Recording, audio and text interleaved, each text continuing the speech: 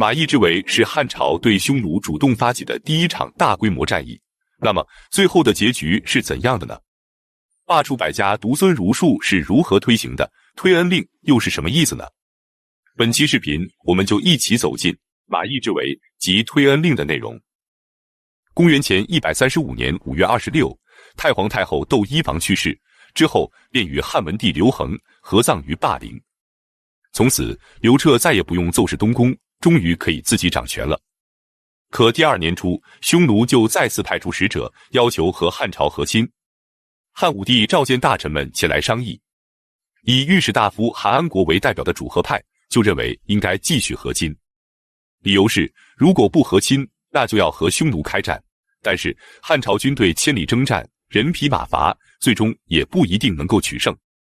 即使胜利了，匈奴的那些大草原和戈壁滩我们也用不上，抢来的匈奴牧民也同样没有用，所以不如继续和亲。可是以大行令王辉为代表的则主张出击匈奴，理由是汉朝和匈奴已经和亲了很多年，但是匈奴却总是不守盟约，年年都来骚扰边境，抢劫财物，使汉朝边境的百姓连年受苦，不如就和他们干上一架。但是最终还是韩安国的主张获得了多数人的附和，汉武帝无奈，只能继续和匈奴和亲。1年之后，王辉给汉武帝献上了一条破胡之计。在汉匈的边境上，常年都有大量的商人与匈奴人做交易，其中就有一个名叫聂伊的商人。他找到王辉说，匈奴在边界上经常侵犯，总是一个祸根，不如趁现在刚刚和亲不久，他们疏于防范，我们假装献出马邑城，吸引单于率众而来，然后我们提前埋下伏兵，围而歼之，则匈奴可破。王辉也觉得可行，就将这条计策献给了汉武帝。汉武帝听后也觉得不错，便准备开始施行。公元前133年6月，汉武帝任命卫尉李广为骁骑将军，太仆公孙贺为轻车将军，大行令王辉为江屯将军，太中大夫李希为财官将军，出兵30万，准备围歼匈奴。御史大夫韩安国为护军将军，负责监军。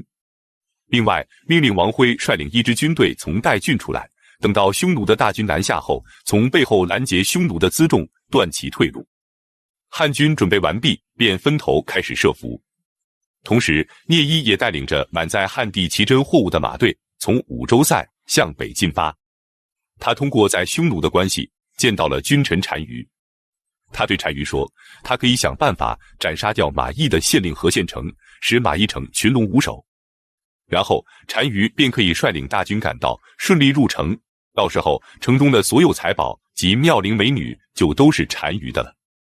这对于单于来说，诱惑可实在是太大了。于是他们当即约定，等到聂伊杀死县令何献成，君臣单于便率兵南下，入城受降。商议完毕，聂伊就回到了马邑城。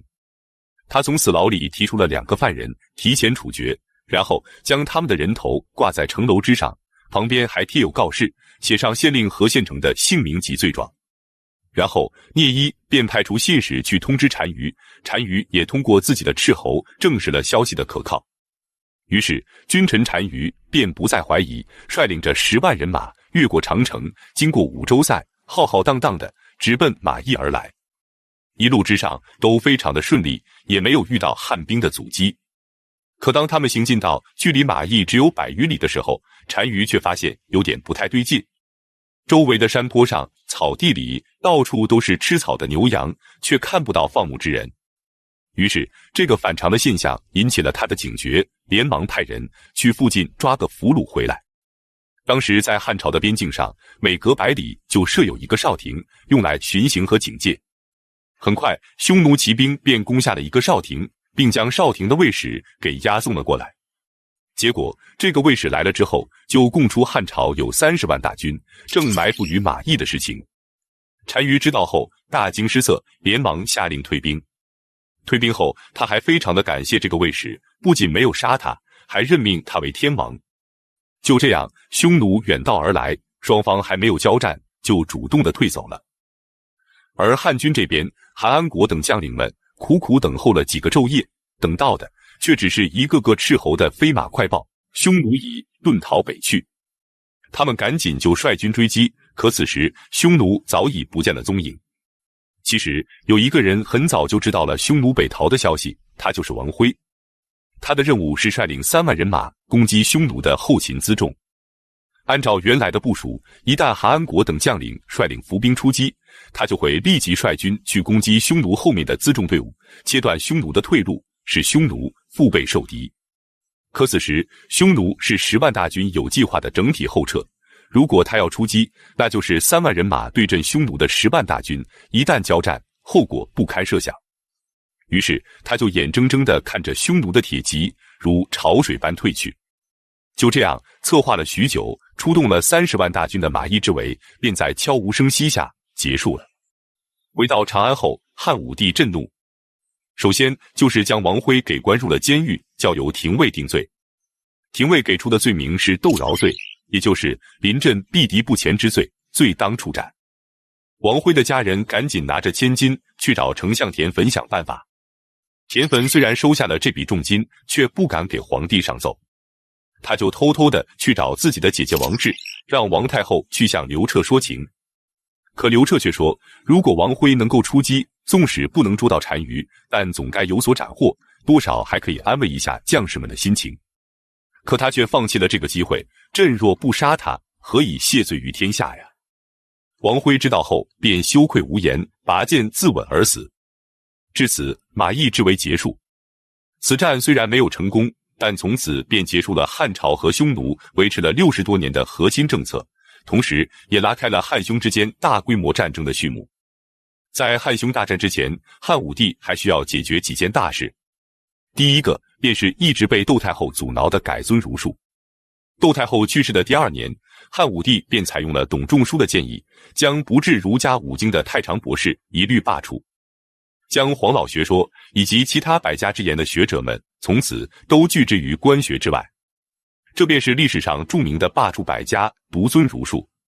之后朝廷的官吏主要都是出自于儒生，儒家便逐步开始发展，成为此后2000多年统治人民的正统思想。这虽然不利于学术文化的发展，但在当时却有益于专制制度的加强和国家的统一。公元前104年，董仲舒因病去世，葬于长安城郊。相传有一天，汉武帝出城狩猎，路过董仲舒的墓地时，在距离墓地30丈外就翻身下马，步履而行。从此，董仲舒墓园周围的这块土地就被人们称作下马陵，并且此后还形成了一种制度，凡是过往的官员和儒生，一律要在30丈之外下马步行而过。清朝的康熙元年，知县黄家鼎把下马陵重加修葺，并在门前刻下石碑，上书下马陵，并将今天西安市和平门附近的一条街道改称为下马陵街。再来看退恩令。公元前127年，汉武帝采纳了主父偃的建议，开始施行退恩令。那么什么是退恩令呢？一直以来，所有诸侯王的爵位以及封地都是由嫡长子单独继承的，诸侯王的其他子孙则得不到尺寸之地。因此，诸侯国的土地分封的时候是多少，以后也一直就是这样。而且，诸侯国不仅面积广大，还领有军队，严重地威胁着朝廷的安危。退恩令首先就规定，各诸侯王除了要让嫡长子继承王位之外，还要推行私恩，给每个儿子都要分一部分的土地，并且还要给予封侯。但是这些新封的侯国就不再受原来诸侯国的管辖了，而是直接由朝廷的各个郡来管理，地位相当于一个县。于是本来七国之乱后，各个诸侯国的地盘和权力就变得很小了，现在更是将这些大的诸侯国分成了上百个小的诸侯国。从此之后，最大的诸侯国也不过就10几个城，小的则只有几十里地，而且朝廷的土地和诸侯国的土地还犬牙交错，使诸侯国的土地再也不能连成整体的一片，也就完全没有了和朝廷抗衡的可能。从此，归朝廷直管的土地逐渐占到了全国土地的80%-90%，大汉王朝的中央集权也终于得到了有力的巩固。这为汉武帝要举全国之兵对付匈奴扫清了障碍。下期开始，我们将正式走进汉匈大战，上演帝国双璧、卫青和霍去病的精彩战役。本期视频就到这里，感谢观看，下期再见。